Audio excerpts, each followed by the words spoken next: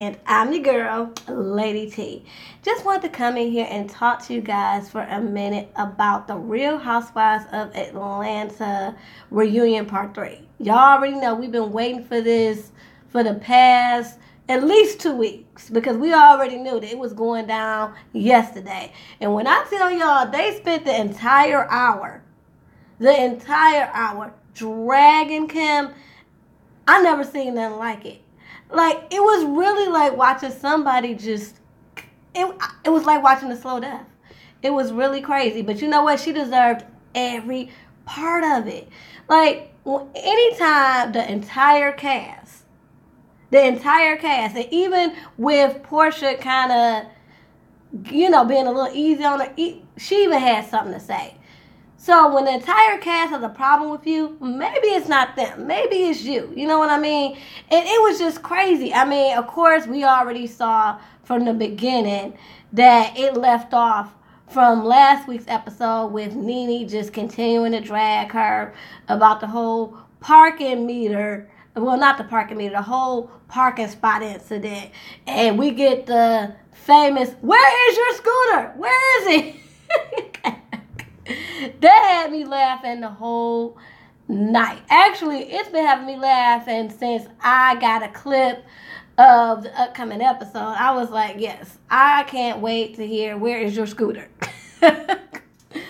Anyway, Nene gets the MVP for this entire reunion. I mean, she came, she served, and she put that wig right back in her place, okay? So, anyway, with that being said, after that, Kenya jumped in because somebody asked a question about, how they end up getting on bad terms. It all started with Kenya going to Sheree's basement. And I agree with Kenya. Her and Sheree had been having this friendly shade back and forth. Okay? That was between them. That she wants to come in and just talk all this mess, just like going in on her, somebody she don't even know.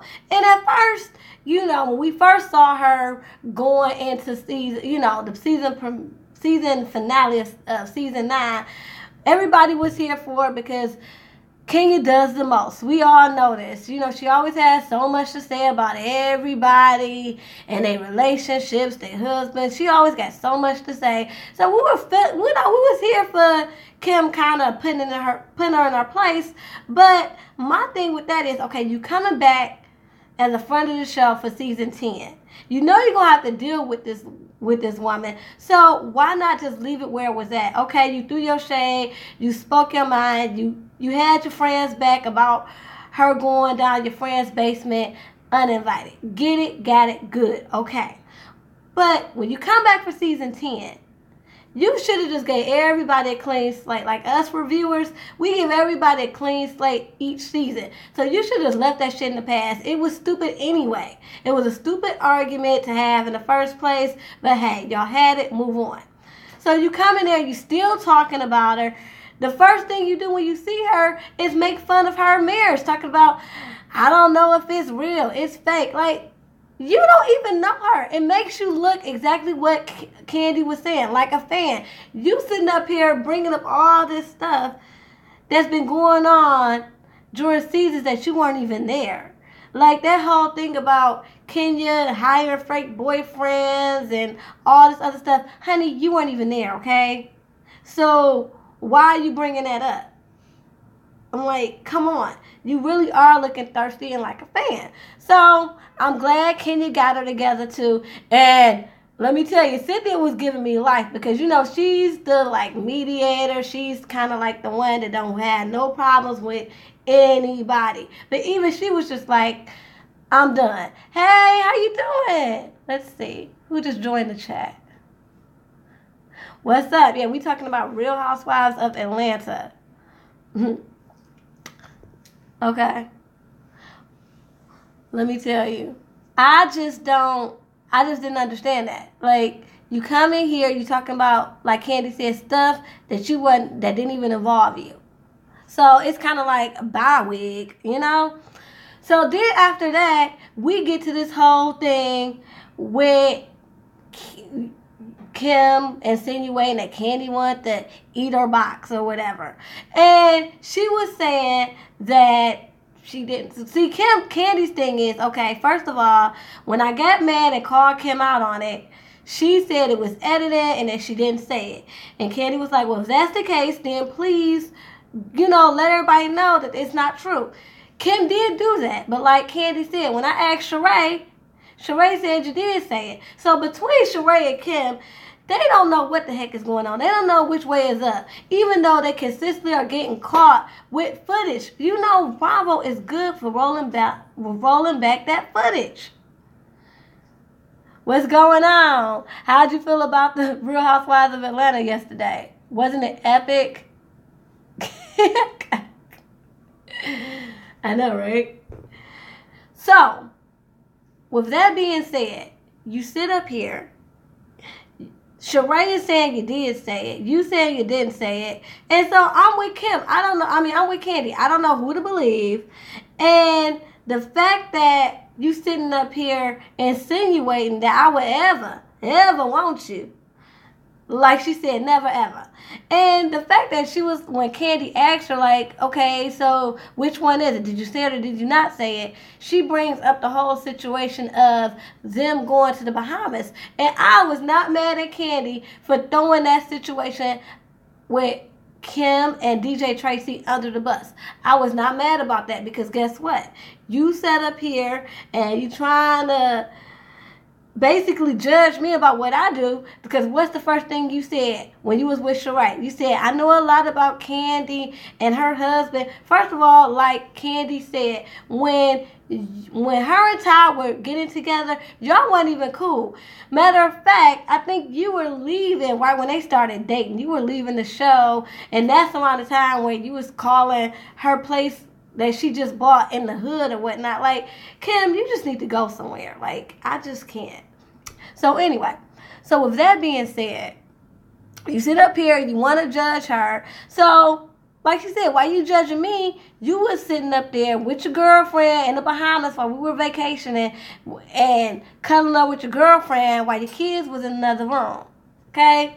So, I definitely wasn't checking for you. When we went on vacation, you had your own girlfriend. Let's talk about that. And I'm like, yeah. And it's so funny that ever since Kim got married, she don't ever want to talk about how she was with DJ Tracy and all that. Like, yeah, you was the one parading around with your girlfriend, which ain't nothing wrong with that. Come on now. I mean, I'm the last one to talk. So, but I'm just like, you just a walking, talking contradiction on everything you said, and then you wonder why you getting dragged. Okay? So, at the end of the day, she felt like so beaten up by the whole situation because, again, everybody dragged her. That she left, and I was with everybody else. Like, bye, wig. Like, I don't even know why you were there. Like, when I heard that Kim was coming back, I was like, cool. It's season 10. They trying to bring the OGs back because I knew that Lisa Wu was coming back to make an appearance. I knew Nene was coming back full time and that Kim was coming back as a friend of the show. So I'm like, cool. They trying to get back as many OGs as possible because of season 10. Now, granted, season 10 was kind of boring for me. And I would have much rather had them, like, have some OGs come back and we talk about, we're talking about 10 years, a decade. So let's look back on some of the most iconic moments and let's see you guys having fun and just laughing about all the ups and downs of this journey of the Real Housewives of Atlanta. That's what I would have loved to have seen, but no, we got this whole thing with Kim. Every time she films a scene, her husband got to drop her off. She can't drive because she's drunk all the time. And let's talk about that. Kim said that she insinuated that Candy wanted to eat her box because Candy was talking about her drinking problem. She said, you made a joke, so I made a joke. First of all, anytime you can't drive yourself to and from a destination because you prefer to drink than drive, then there's a problem. And that's why she didn't call you alcoholic. She said drinking problem, okay? And I was so proud of Candy when she said, no, I'm not taking that back. Because Sheree was trying to reason with Candy like, oh, well, you said she having a drinking problem is insinuating she's an alcoholic, and that's just as damaging as her saying you trying to eat her box. No, you constantly coming there with your red cup and acting belligerent, cussing people out. You do that on camera. Candy ain't sitting up here talking about everybody she done brought into the bedroom back in the day, okay? Every female she done been with back in the day, okay? Y'all bring that stuff up. And I hope that on season 11, that becomes a dead issue, okay?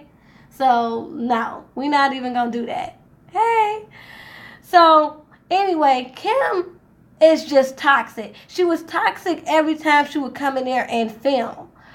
That's the problem. You come in there with your red cup and then get offended when somebody says you got a drinking problem. You come in there and talk shit every time. There was never a time when you came in there and was just cool with everybody. I just don't get it. The only person you was cool with was Sheree.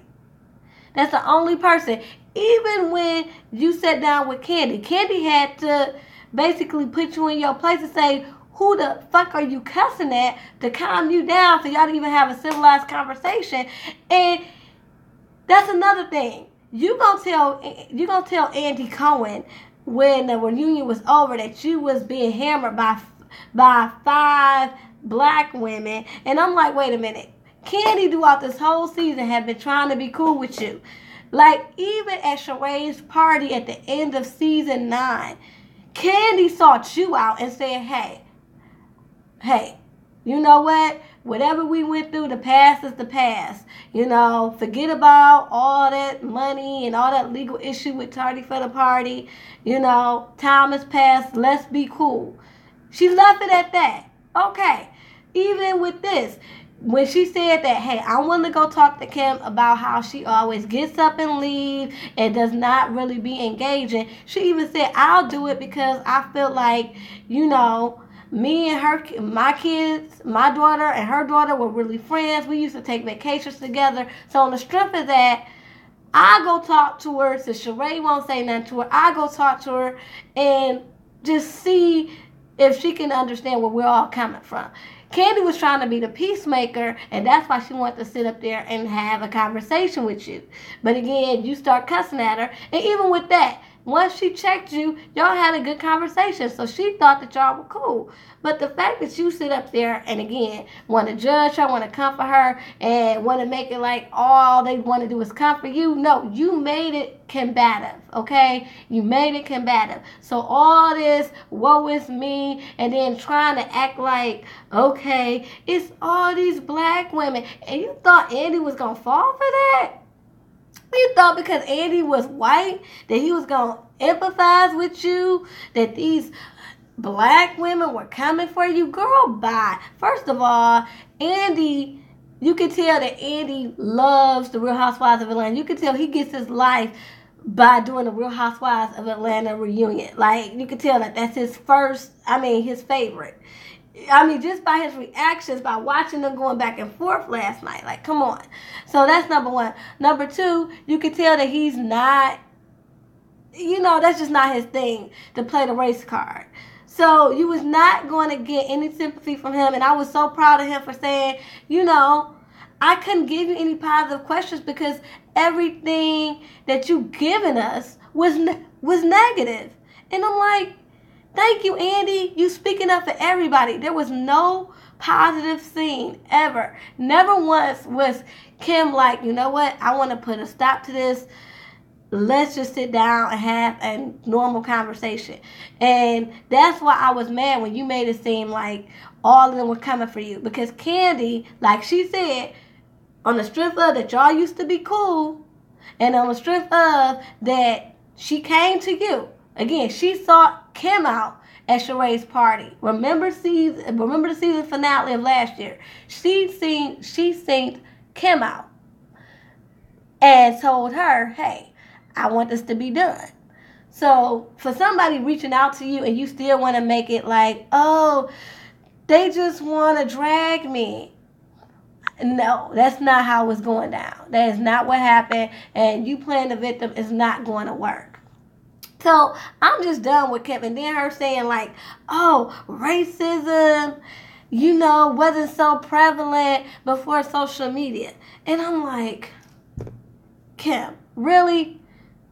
No. Racism became more prevalent. It's always existed, okay? Like, since slavery. Like, are you really dumb? In the words of Remy Ma, are you dumb? Like, come on now. You can't be that dumb.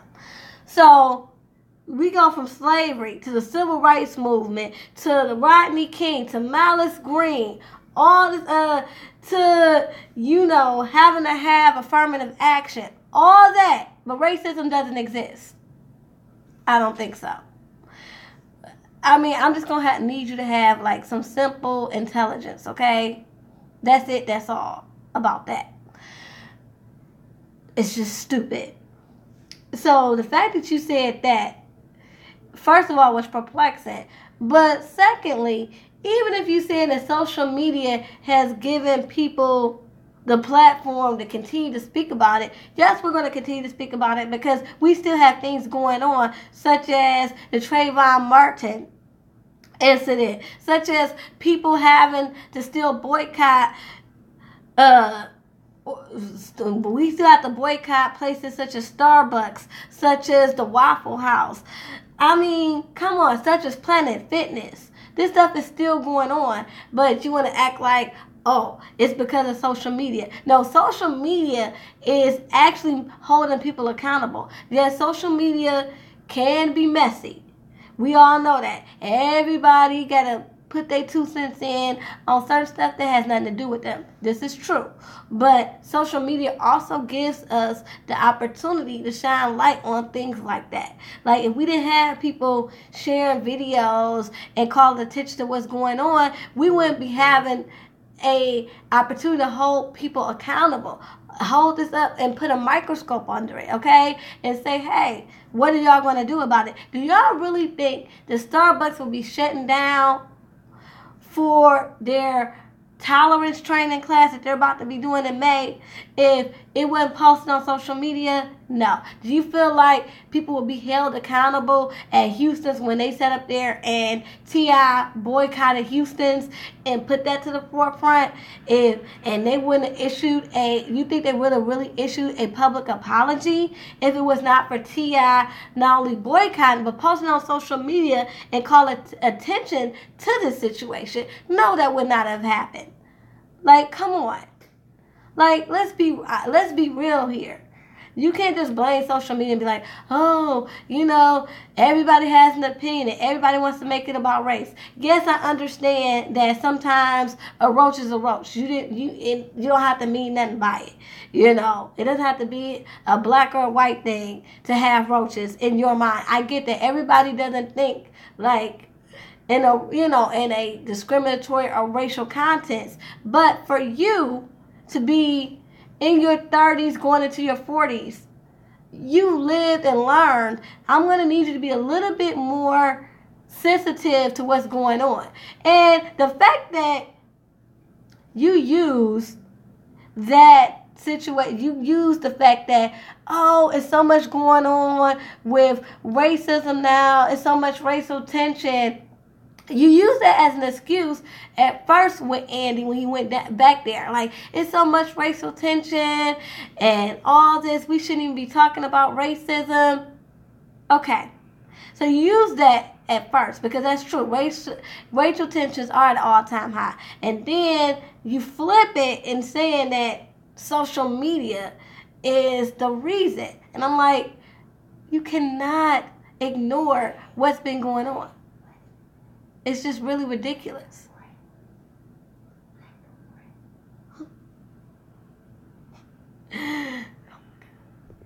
So I just don't understand. It's just so stupid. Hold on. I'm about to check these comments because I see y'all have been making comments. Let's see. Thank you guys for joining the chat too. I want to hear how y'all felt about the reunion because it is just really She just really showed her butt and then want to sit up there and be like, oh no, it's all me. I just got hammered. I'm like, you deserved all that. All of it.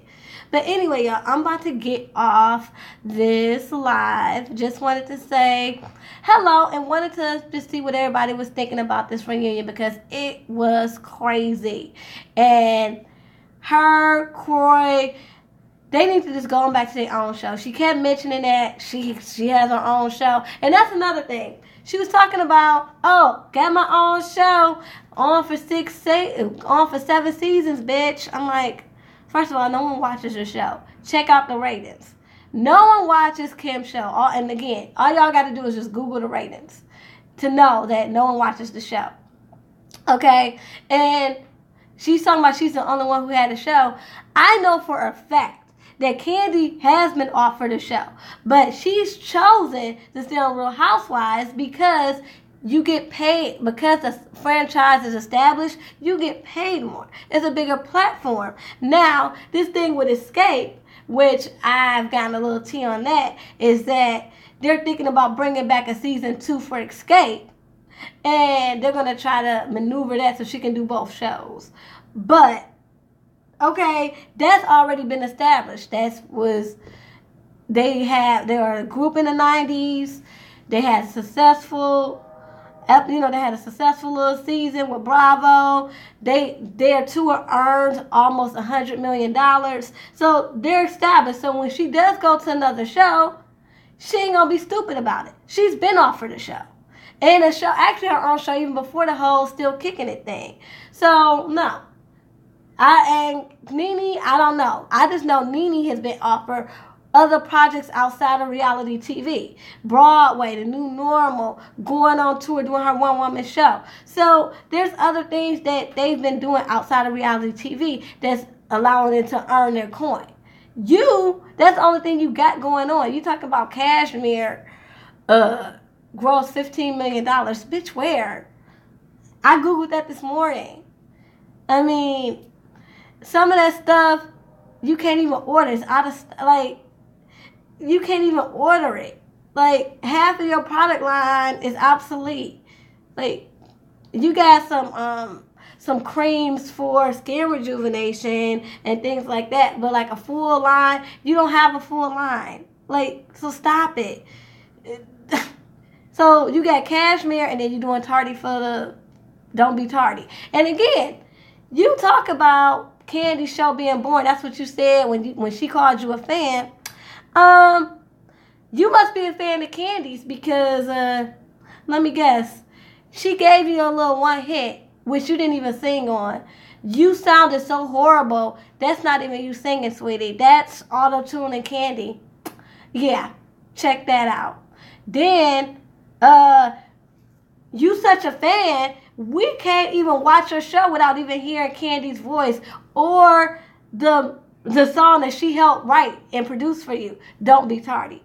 You sitting up here claiming you're not a fan, but you living off Real Housewives hype. You got your show off Real Housewives. You're using a song that your Real House cast member wrote and produced for you.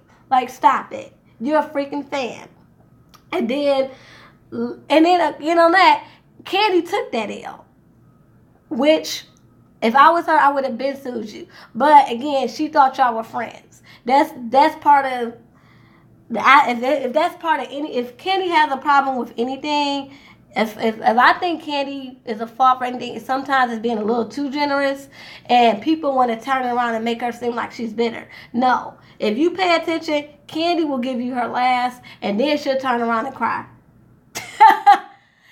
Look, I was talking to my best friend the other day, and I was like, well, I cry when I'm upset, which I do. I cry when I'm upset. I cry when I want to beat your ass. I do. So I was like, she could be mad and just want to just beat your ass and can't beat your ass, so she want to cry. She cried everything. Love Kandi, but she does cry at everything. That was proven yesterday. I was watching something with my best friend, and I'm like, I totally defended her, and then in the confessional, she was just crying. Love Kandi, though. But anyway, with all that being said, it's like, come on now. Why do this? Why put up there and be like, oh my God, all these black people, and who else as a black woman would sit up there with 5 other black women, and just sit there and just take it? I'm like, first of all, what makes you think you too good to sit with 5 other black women? You too good? And you always say you don't see color, but that's the first thing you said was how many other white women would sit on that stage with them. Like, there's this division, but you don't see color, right?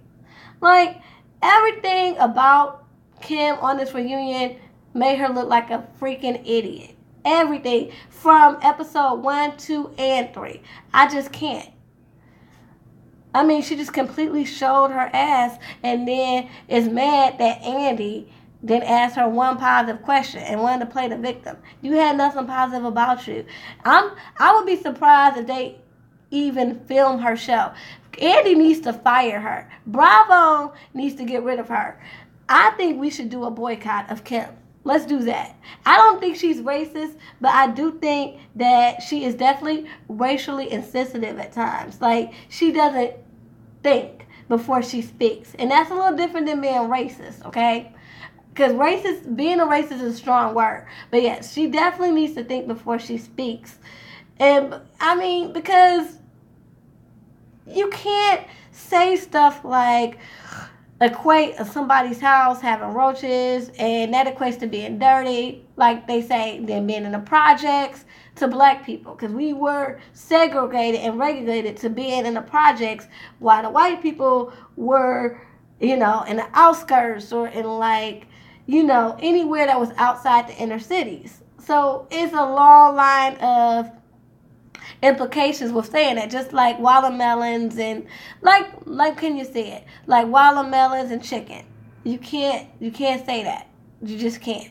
And for somebody, if you had black friends, if black friends were really in your inner circle, you would know that. And not just people that you film with, then you would know that. And if you had black friends that were not just your assistants or just, like Sweetie was, yeah. Let's just think about this. What other black people have we seen Kim with? Outside the people that she films with and outside of her assistant Sweetie. Who has she really associated with? I know she was at Keisha Kaur's wedding, but it's Keisha Kaur. Like, we knew that was going to be a fabulous wedding. I just... I give her the side eye. Is Keisha Kaur really your friend, or were you just there to be seen? You got everybody just second guessing you. Even John Legend, that was so funny because they played a clip of how John Legend felt about her saying, who does her daughter have to blow to get John Legend tickets, when she tweeted that to Chrissy Teigen. Now, mind you, John Legend was like, I just thought that totally inappropriate. Chrissy Teigen was like, man, I didn't know what to do. I mean, you my girl-in-law, but that's a little rough. So it's just kind of like, she's just inappropriate all the way around. And I just don't get her logic. Right, bye, wig. Exactly.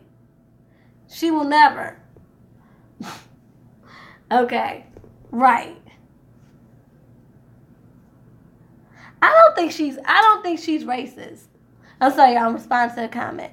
I don't think she's racist. I just think that she doesn't think. And I think that she, even though she claims she doesn't see color, she doesn't really hang around a lot of black people. No. Not at all. She's a total fraud. All right. Well, you guys, I'm going to get ready to go to work. Thank you so much for joining my live. Till next time, y'all. Peace and love. Okay.